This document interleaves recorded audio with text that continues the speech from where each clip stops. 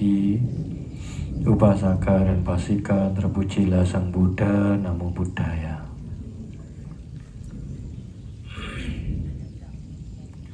Ada kisah di zaman Sang Buddha. Sang Buddha ini memiliki dua siswa.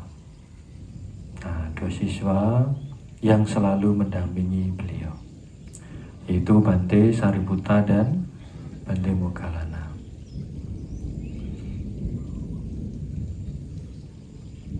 Bante Sariputta terkenal dengan kepintarannya, dengan kebijaksanaannya.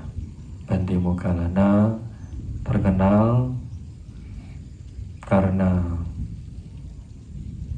kemampuan batinnya ini di bawah Sang Buddha, sakti sekali. Tetapi ketika sudah mencapai kesucian arahata, Bante Moggallana ini masih mendapatkan karma buruk, yaitu sudah mencapai arahanta, tetapi beliau meninggalnya dibunuh oleh perampok, oleh penjahat yang memang disuruh oleh para pertapa untuk membunuhnya. Selama 7 hari perampok ini penjahat ini membunuh mendatangi kediamannya Bante Moggallana ini. Selalu Bante Moggallana hilang. Seumpama hari pertama mendatangi ke kediaman Bante Moggallana, tetapi Bante Moggallana karena tahu ada orang jahat yang mau memukuli dia, terus mau membunuh, akhirnya Bante Moggallana ini dengan kemampuan batin pergi terbang. Nah, selama 7 hari berturut-turut seperti itu terus. Nah, si penjahat ini pun juga punya pikiran bahwa, wah, kalau nggak dapat hari ini, besok saya akan datang. Nah, akhirnya besoknya datang lagi, karena Bante Moggallana ini mengetahui lagi, hilang lagi, terbang lagi, pergi kemana.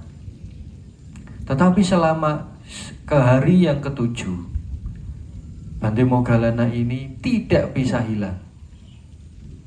Padahal kemampuannya, kesaktiannya ini di bawah Sang Buddha, sakti mandraguna. Tetapi ketika hari yang ke-7, kesaktiannya semuanya tidak bisa digunakan. Jadi tidak bisa, tidak hanya terbang saja ya, tetapi seperti tenggelam ke dalam bumi untuk bersembunyi. Itu Bante Moggallana tidak bisa. Satu pun kemampuan Bante Moggallana ini tidak bisa digunakan, hilang sepenuhnya. Nah, akhirnya penjahat ini berhasil untuk membunuh Bante Moggallana. Nah, akhirnya setelah terbunuh Bante Moggallana, kalau tidak salah ingat, kalau tidak salah dengar, Bante Moggallana ini dipotong-potong perbagian-perbagian oleh penjahat ini. Matinya dengan tragis, yaitu dimutilasi. Akhirnya setelah Bante Moggallana ini dirasa sudah meninggal oleh oleh penjahat ini, oleh pembunuh ini, akhirnya dia pergi pulang. Tetapi setelah pergi pulang ini, kemampuan batinnya Bante Moggallana ini pulih lagi, kembali lagi. Akhirnya dengan kemampuannya Bante Moggallana menyatukan lagi seluruh tubuh-tubuhnya ini menjadi satu bagian. Nah, tetapi tubuh ini sudah waktunya untuk parinibbana. Akhirnya dengan kemampuan batin, dengan kesaktian Bante Moggallana, mengirimkan istilahnya bayangan, Bante Moggallana menghadap ke Sang Buddha, berbicara kepada Sang Buddha, Bante, saya parinibbana hari ini. Oh, di mana? Di sana, Bante. Oh ya, silakan. Akhirnya Bante Moggallana parinibbana. Nah, kemudian Sang Buddha memberi tahu pada para muridnya bahwa Bante Moggallana ini sudah parinibbana. Nah, meninggalnya, parinibbananya pun dengan cara dipotong-potong, dimutilasi oleh penjahat. Nah, akhirnya kan para bantenya ini tanya, loh Bante, sudah mencapai kesucian kok masih mendapatkan karma buruk. Nah, karma buruk apa yang Bante Moggallana ini lakukan? Akhirnya Sang Buddha menceritakan kisah di zaman dulu. Di zaman dulu ini ada seorang pemuda. Nah, orang tuanya ini kedua-duanya buta. Nah, orang tuanya ini baik sekali kepada anaknya, sayang sekali kepada anaknya.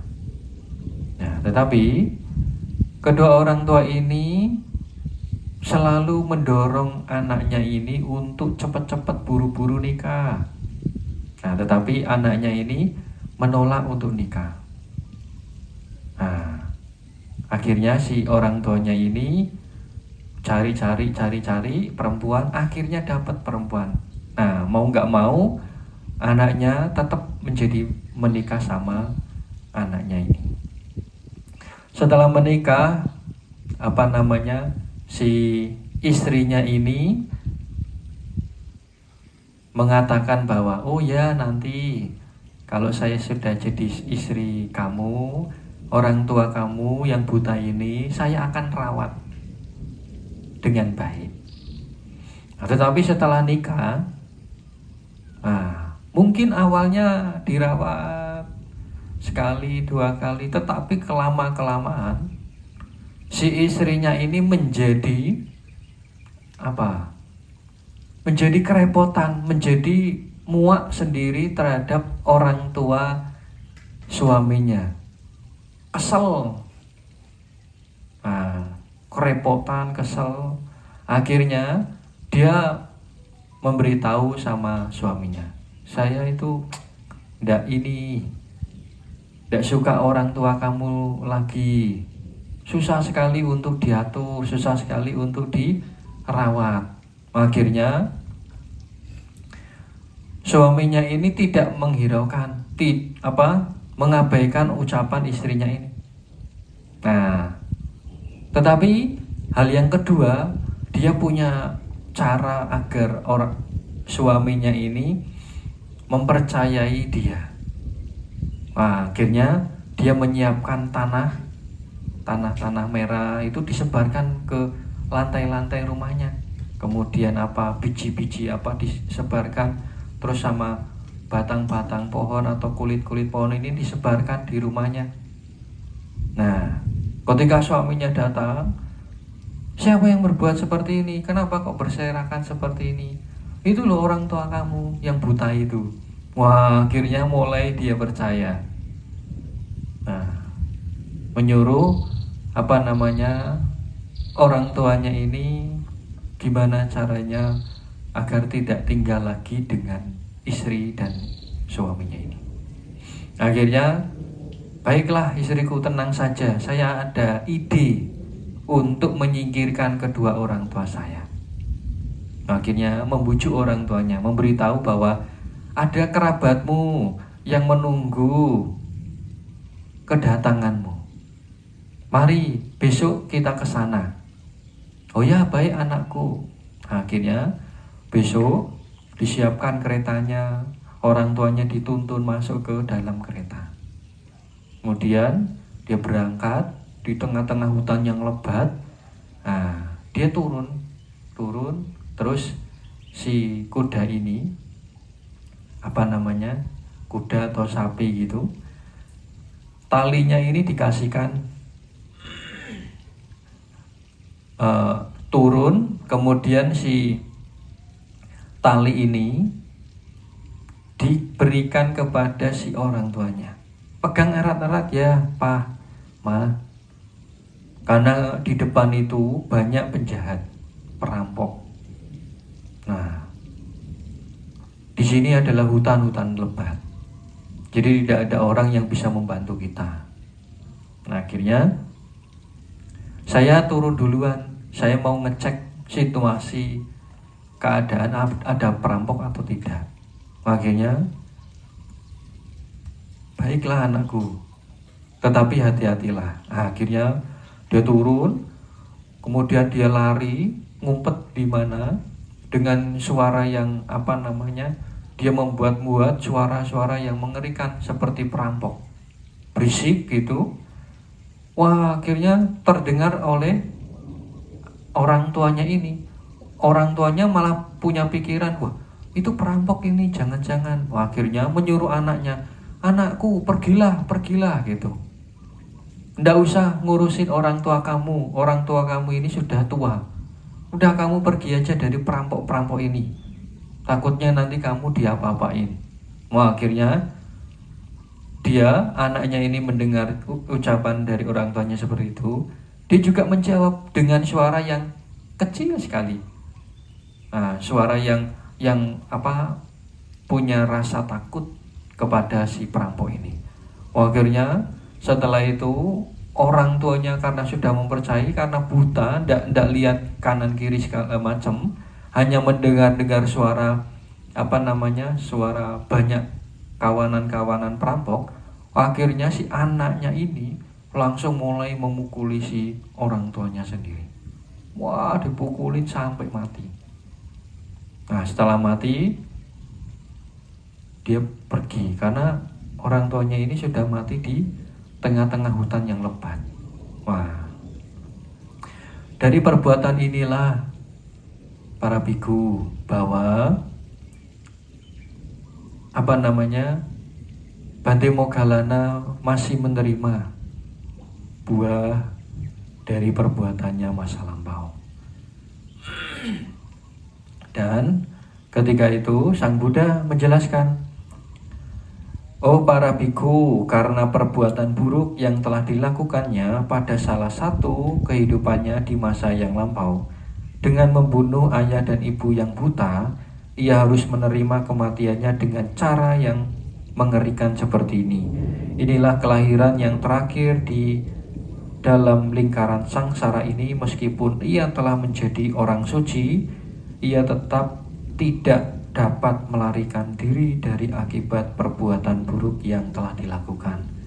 Nah, jadi ini harus dimengerti bahwa Bapak Ibu, di luaran sana, kalau Bapak Ibu pernah mendengar ada seseorang yang mengatakan atau mengajak siapapun, ayo sini, dosa-dosa kamu dihapuskan, karma-karma buruk kamu ini dihapuskan, dilenyapkan, ayo kemari, nanti saya akan hapus dosa kamu, hapus karma buruk kamu. Nah, pandangan seperti ini adalah pandangan keliru, karena Sang Buddha telah menyebutkan sendiri di dalam Dhammapada, bahkan di sutta yang lain juga demikian, yaitu sutanya menyebutkan, kalau tidak salah ingat, perbuatan buruk atau perbuatan baik siapapun yang dilakukan semasa hidupnya, perbuatan itu belum bisa habis, belum bisa dihapuskan sebelum buah keburukan, buah kebaikannya ini dihabiskan, atau buah keburukannya ini diterima oleh dirinya. Nah, jadi tidak ada yang namanya penghapusan karma buruk, penghapusan yang namanya dosa-dosa perbuatan yang telah kita lakukan, yang buruk-buruk, tidak ada. Bahkan orang yang sudah mencapai kesucian tingkat arhanta pun masih menerima karma buruk, buah karma buruknya. Nah, inilah Bapak Ibu, Dhamma pada pagi hari ini, semoga Bapak Ibu lebih bijaksana dalam melakukan aktivitas-aktivitas sehari-hari, sehingga ketika melakukan aktivitas, melakukan tindakan baik dari pikiran, ucapan maupun badan jasmani, selalu memiliki perbuatan-perbuatan atau tindakan yang baik dan luhur. Mari kita limpahkan jasa kebajikan ini kepada sanak keluarga para leluhur kita yang sudah mendahului kita terlebih dahulu, juga para dewa yang ada di wilayah ini maupun di mana saja, semoga mereka semua turut mengetahui dan berbahagia. Ya tha pariwaha pura paripurendi sakarang eva mewaito dinang betanang upakapati ijhetang matitang tumhanggi pamewa sami jatuh sape purendo sangkapa cando panaraso ya tha manico tiraso ya tha sape tiyo viva cando saparo kovina Satu mate bhavat vandarayo sukhe dikayuko bhava abhivadana siyali sanicang wadha bacayeno cataro dhamma wadhanti ayuwano sukhang palang bhavatu sabba mangalang raghantu sabba diwata Sabba buddhano bhavena sadasodhe bhavantu te bhavatu sabba mangalang raghantu sabba devata Sabba dhammano bhavena sadasodhe bhavantu te bhavatu sabba mangalang raghantu sabba devata Sabba sanghano bhavena sadasodhe bhavantu te